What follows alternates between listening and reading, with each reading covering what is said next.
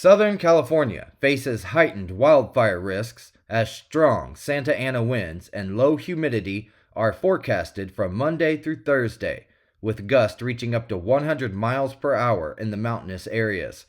Critical fire weather warnings extend from Los Angeles to San Diego, urging residents to prepare for possible evacuations.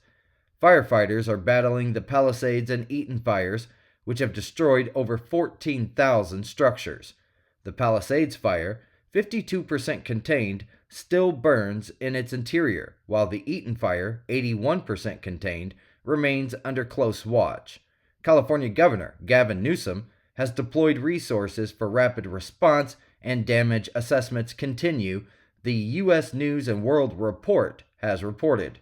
2 individuals impersonating firefighters were arrested in an evacuation zone.